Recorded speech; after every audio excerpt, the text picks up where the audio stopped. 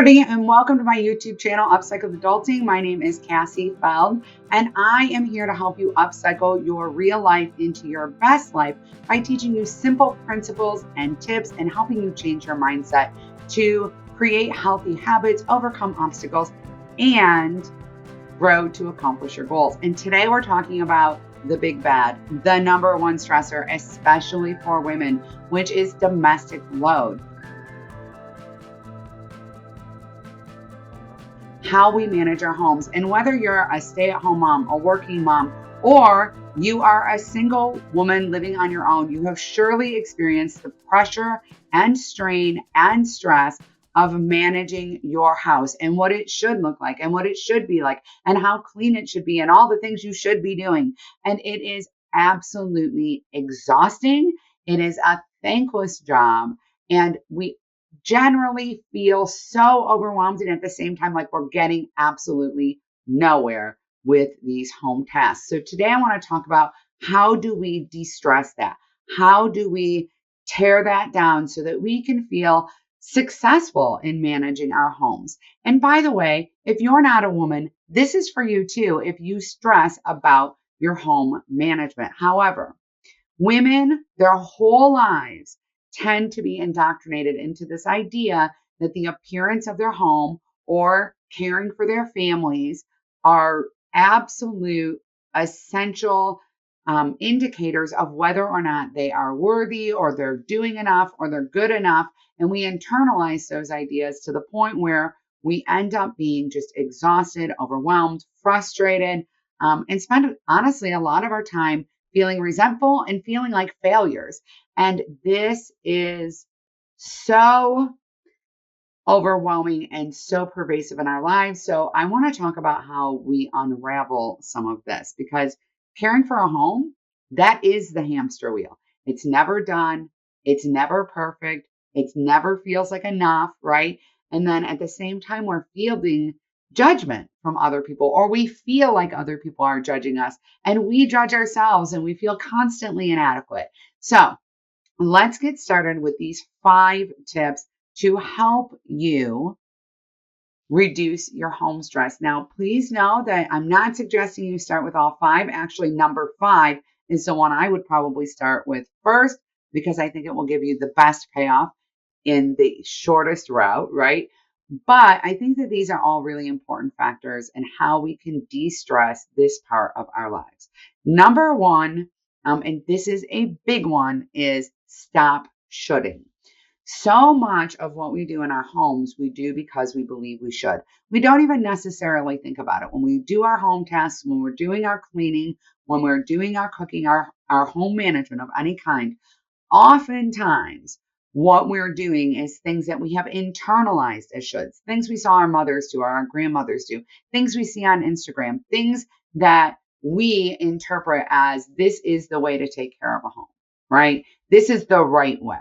And so often we're doing things that we don't really even care about, that don't move the needle, that don't make a difference for us, that we don't need to or want to do. We're doing them because that's what we feel like we're supposed to do. Taking the time to step back and actually evaluate all the different various things you're doing in your home to figure out whether or not you want to or need to do them, whether or not those things matter to you. Maybe they do matter, but it doesn't matter to you to do them more frequently. Thinking about that will help you clear some of the things off of your list, or at least create longer durations between when you do them. This in and of itself will reduce your overwhelm and your stress level.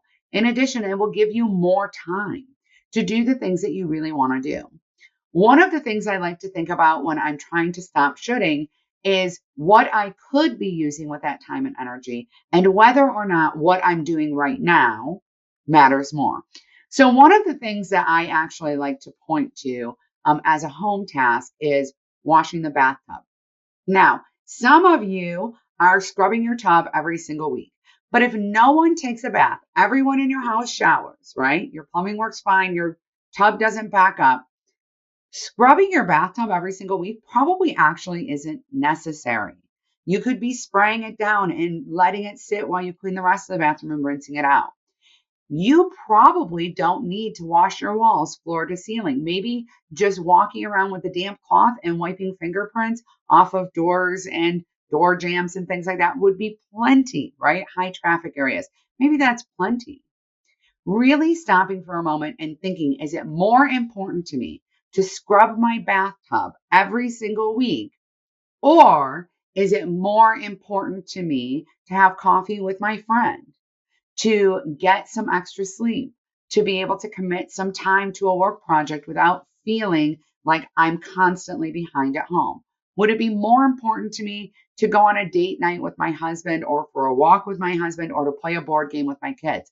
Really getting clear about the fact that you're not getting more time in your day to do all this stuff and how you allocate that time matters. So if you're scrubbing that tub because you think you should, because it's part of the routine your mom always did, because you believe that that is essential.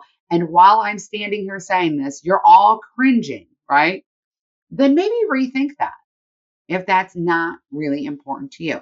Now, if you're in Inner Circle, you have already seen the Take Control of Your Home course that's available there and workbook. And we walk through in detail, working through this shoulding thing, identifying the things that we need to do that are essential, that are preferred, and that are desired. And how do we define what those things are? And how do we schedule those things? And how do we make that work so that you can create clarity and be assured that the things you're doing are the things that matter most to you, not the things you feel like you should do? Because again, this can be a hard one to recognize. Sometimes we're not saying, I should do that. That's why I'm doing it.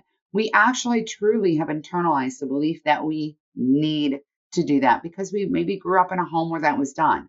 And before we get down further into this, I do want to mention that it's important to recognize that the things that we saw done in our homes were at a very different time with very different social expectations, with very different demands on the time. And a lot of times, women, as we went out into the workforce, we did not relinquish household responsibilities in the ways that really needed to happen. You cannot do all of the work at home. And you cannot do that while you're working and while you're running kids to activities and while you're volunteering at your kids' school and while you're helping your kids with their hour of homework every night and all of those things that have now piled up. And so that means you too, stay at home moms, you carrying all of this alone is absolutely not a reasonable expectation with the demands on modern life. All right. So we can see that this just cannot happen. We can't do all the things we think we should do because that's what our moms did, or that's what our grandmas did, or that's what the lady on Instagram is doing. All right. And just so you know, as a note on that, the people on Instagram who are doing all of that are doing it as part of their job. That's actually part of their job. So let yourself off the hook there. Number 2 is pitch perfection. Okay, number 2 and number 3 really go on this concept that I want to share with you right now. And maybe you should just pause here, grab a Post-it, and write this down to remind yourself of this all the time because so many of us are forgetting it. Not everything you do in life has to be done with your best effort. Not everything we do in life needs to be done with our best effort. I know that there are different philosophies about this. I was raised, if it's worth doing, it's worth doing right. I was raised that you always put your best effort into everything. However, that's a lot of pressure. That's a lot of pressure. Not everything requires your best effort. It doesn't have to be as good as you can get it. It needs to be as good as you can deal with. Okay. And that's why I say the thing about the example with the tub. If you spray your tub down with all purpose cleaner and you go about, cleaning the rest of your bathroom and then you rinse it out, your tub's going to be pretty darn clean. It's not going to be perfect, but it will be pretty darn clean. You don't have to give your best effort to having a spotless tub every week. That's exhausting. Absolutely exhausting. So please let yourself off the hook on that. Now, I know some of you are probably sticking on this, right? This is hard to let go of. This idea that our home should be perfect and everything should be done and everything should be in its place, right? Everything should have a place and be in its place. These ideas are absolutely so common. Okay. Most people have some version of this, and they're such a heavy, heavy burden. And I want to give you this example because I think that you'll relate a little bit more to this. When my kids, all of my kids are grown now, they're all college age. When my kids were in middle school and high school, in particular, and especially high school, and they had finals, all right? If they had a 98% in a class, and no matter what they did, they could fail the final, they could get a big fat zero on the final, okay? They would still get an A in that class. They would still maintain that A, okay? Or that B, whatever it was, they would maintain it. It didn't matter. So sometimes my kids would have a B, and even if they got 100% on the final, it wouldn't bring their grade up to an A, right? We taught our kids, by the way, how to do this math so they would know. All right. Then we would say, why spend the time studying for that final? Some of you teachers out there, I know right now you are like freaking out, but why would you spend the time studying for that final instead of studying for the final in the class where you have an 89%? And if you get a 95 on the final, you'll bring your grade up. Or conversely, you have a 90% in the class, and if you don't nail the final, if you don't do well on the final, your grade will drop. We only have so much time and so much energy, right? Would you tell your child, and I know you may say, I would tell them to study really hard for all of the tests so that they can do their best on every test. But here's the reality. There's only so much time in the day. There's only so much time in the day. It's very important also that your child is well rested for that test. It's important that they have family time. It's important that they have downtime so that they're not anxious and creating test anxiety, which is going to make everything way worse, right? So if you're saying you have 10 hours to study, you can either study for the class where the grade will not affect your grade. The grade on the test will not impact your grade or your performance in grades, right? Which in high school, this is very important for college applications or for wherever you want to go next. Okay, this is a big deal for your permanent high school record for college. All right, so you can study for that test, or you can study for the test where it will impact your grade, what you get on that final. Which would you tell them to do? Obviously, you would tell them study for the class where your final will be impacted. See, we have this idea of perfection. We have this idea that our kids should study for all the tests very hard so that they get as good of a grade as possible, so they do their best on every single final, so that they get as close to perfection as they possibly can. But here's the problem. There's not enough time or energy to do that. That's not realistic. That doesn't work in your real life. There are other factors going on in your real life. So understanding that something's got to give, right? And we need to make a decision about what it is. Your home will never be perfect. Something's got to give. If you want your home to be a comfortable space for you and your family, if you want it to be okay that your child spilled their cup all over the table, you want it to be okay for your kids to do crafts or to finger paint, you want those things to be okay, it's very important that you pitch perfection. Because your home will never be perfect. Your home can be lived in or it can be a museum, but it cannot be both. It cannot be both. All right. So we need to give up the idea that our home's going to be perfect, that we're going to get the whole house clean. It's going to look amazing. It's going to stay clean, because the reality is there's too much to do. You'll get the whole house clean, and then you'll notice, fingerprints on the door jamb, right? And can you let that go so that you can hang out and have dinner with your family? Can you let that go so that you can play a game with your kids? Can you let that go so you can go to bed tonight?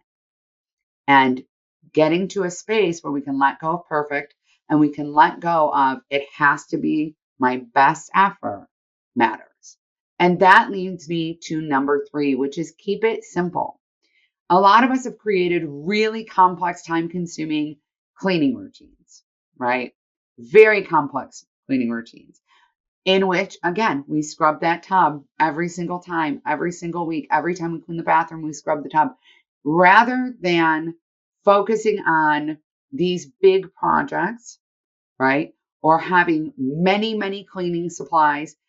What we can do to help us keep it simple is keep our cleaning supplies where we need them, right? Make those cleaning supplies very simple. Vinegar and water can be used on almost anything. It cannot be used on wood or natural stone, but almost anything else. Vinegar, water, a little Dawn dish soap. You can clean anything with that, right? Keep it simple. Keep the supplies simple. Keep the location of the supplies simple. And keep the routine simple. Make it as easy as possible. Let's not overcomplicate this. Let's make this really easy. That way, you can wipe everything down in the bathroom while the kids are taking a bath, and you don't have to run all over the house to get things. You don't have to have a designated cleaning day for the whole house. You maybe have one day a week that you do a little deeper clean, and it only takes an hour or two. Keep it simple. Think to yourself, how can I simplify the things I need to do or want to do to maintain my home? Number 4, and this is a big one, and listen, some of y'all stay-at-home moms are going to want to fast forward through this. Do not do that. Number 4 is share the load. Every single person who lives in your house can help. Essentially, if they're over the age of 2 or 3, I would get them started with helping, even though it may take you more time when they're young so that they're used to it. But every person in your house can help. And if you're single and you live alone, it's okay to share the load with outside people, meaning to hire someone to help with some of these tasks. It's completely fine. A lot of times in various seasons of our lives, we need that. I was just talking to a client earlier who is dealing with a health issue and lives alone and hired someone to come and do a few small cleaning tasks in the home. Now, the only thing I will say about sharing the load as far as hiring a housekeeper is please know that hiring a housekeeper is an expense and that domestic workers do deserve to be paid, compensated appropriately for their work. All right. So this is not going to be a small investment. And please also be mindful of the fact that domestic work, when it is done well and it is done by a professional, generally has a relatively high hourly rate. You, however, are thinking that the domestic work you do is worth nothing. Big mistake. That's a very big mistake. So, and I say that in part for stay-at-home moms who are there all day, who are doing the heavy lifting with the cleaning and the cooking constantly. Now, I know that working moms do this too. When you're home all day with children, the mess of lunch, of breakfast, of snacks, of kid toys, of crafts, of it is just a different thing, right? It's just different. It's not better or worse. It's different. And the constant cleaning up and feeling like you're getting nowhere is exhausting. The lack of adult contact is exhausting. Understanding that your job is not 24 hours a day, 7 days a week, while your partner's job is 8 or 10 hours a day, 5 days a week is important. It really is important. There is value in the work that you do. I was just talking about some people who live in my community, and the husband stays at home, the wife works, the wife has accomplished amazing, incredible things in her career. And I was talking about how part of how she has done that and done it so young with children is because the domestic load is carried by her husband profoundly. He carries the vast majority of that load as a stay-at-home parent, and that allows her to work late. That allows her to put in more time at work, she never has to be sick from work. She never has to leave work, things like that. And so I think it's important to understand that particular contribution. It's still okay to share the load, even when you are a stay-at-home parent. Okay. Everyone deserves to share the load, and everyone who lives in your home should be contributing to it. Everyone should be contributing to it. If you can hire help, do it. Do it. There's nothing wrong with it. But at the very least, every single person in your house has certain responsibilities to help manage the home. Because women are predominantly indoctrinated with the idea that their value and worth is attached to their appearance of their home, women tend to notice what needs to be done in the home more. So if you are in a cis-het relationship and you are a woman, there's a possibility that your partner doesn't even notice it. And yes, I know that's frustrating because I happen to be in that kind of relationship. I understand it's frustrating. I understand that in your brain you're thinking, what, are they a child? How do they not see that? They don't place the same personal value. They don't have the same indoctrination. And so it can be very helpful. And I'm going to do a whole video that's about nothing but share the load. But I want to leave you with this for right now. It's incredibly beneficial to actually have things that are just assigned. This is your job. It's your job to see it. It's your job to deal with it. It's your job to do it A to Z. One of the things that can really help with this is the book and card game Fair Play, because it will help keep you from having to figure out what all those things are, and it will help you let go of some of that mental load. And when anybody in your house holds one of those cards, it's theirs to hold. It's not yours to hold or to supervise. So the one piece I will give you here before we get into this in detail is be very mindful of which cards you have, because if your partner is supposed to do the dishes and it will drive you bonkers and you will do it, if they don't, that might not be something that you want to hand off, right? Because the things you hand off, you want to be like, they can do it and I can let that go entirely. Number 5, and this is the one I think is most important, and the best place and most important place to start is to celebrate your wins. One of the reasons why it's so stressful, domestic work is so stressful, it's so exhausting, and it's so demoralizing in a lot of ways, is because it's so unappreciated. It is so overlooked, right? Nobody notices that you vacuumed the rug. No one is grateful for it. There are no trophies or awards. There are no paychecks even for it. There is nothing.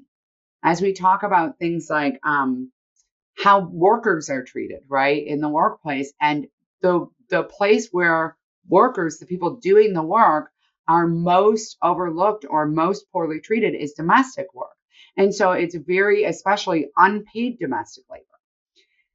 It's important to recognize that even if your house isn't perfectly clean, even if you did all the laundry today, but as soon as everybody got ready for bed, you have a whole nother load of laundry, so you never feel like it's done, that you did in fact accomplish something. Keep an accomplishment journal. Make sure that you write a to-do list. There's a million things we do throughout the day in our homes, and we don't see them. We don't even acknowledge them. And at the end of the day, you're like, why didn't I get more done? Well, it's because you were cleaning up the sticky jelly on the counters. It's because you were mopping up the spilled milk or the water from your dog's water bowl. These are all things that we do, and we never acknowledge them.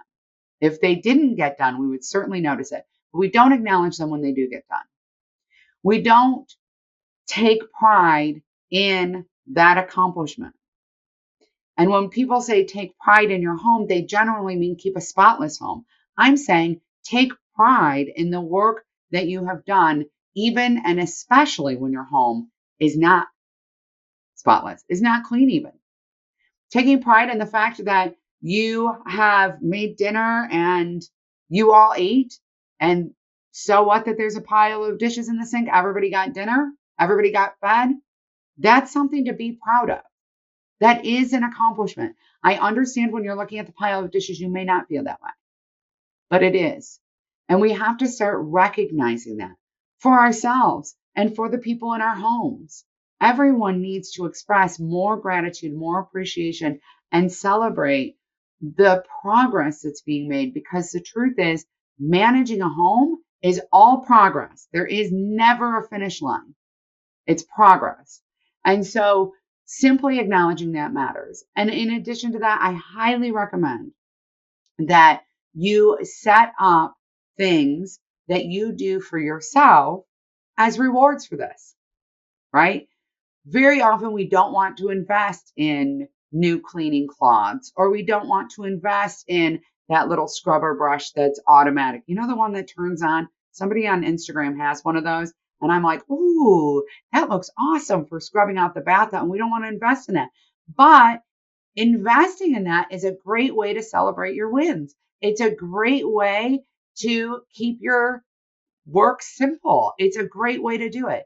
The funniest thing is, as soon as my husband started taking over tasks in our house, okay, as in domestic tasks, we started accumulating more and more and better domestic products. I would never buy that vacuum mop combo. But as soon as my husband started vacuuming and mopping, he was like, ooh, we should get that, right? Because it'll make the job easier. He wouldn't have cared if I got it. I just would never think to do that. I never thought to support myself in that way. I never thought to give myself those kinds of things. If you just scrubbed out your bathtub, take a bath in it. Be the first person to take a bath in that nice, fabulously clean bathtub. You do it, right? You do it. It's really important that we find ways to celebrate our wins. That matters. That helps us stay motivated. That helps us feel successful. And y'all, back to point one, it reminds us that even though our homes are not perfect, even though our homes might not even be slightly tidy, even remotely tidy, okay, that we still have innate value. Our value is not tied up in how productive we are, how clean our house is, how much money we have in the bank account, how thin we are. Our value is within us, not outside of us. Celebrating your wins helps you remember that you have innate value. You deserve to be proud of yourself. You deserve to be recognized and to feel good about the progress you've made, even on the very unproductive days, even when the house is a mess. You fed yourself, you kept tiny humans alive, you deserve to be celebrated. So, do not forget to subscribe, because I am going to be talking extensively about household stress, the stress in general, to help you de-stress your life so you can make room for the things that matter most to you. Also, I highly recommend everyone checks out Inner Circle. You will find my stress ebook is going to be there soon. And I have a Take Control of Your Life stress course covering time, money, home, relationships, and health, along with workbooks for free in Inner Circle. In addition, you also get weekly group coaching. We have a book club. It's a really cool place to hang out. So check that out. I will put the link in the description, and I will see you all next time. Bye, everyone.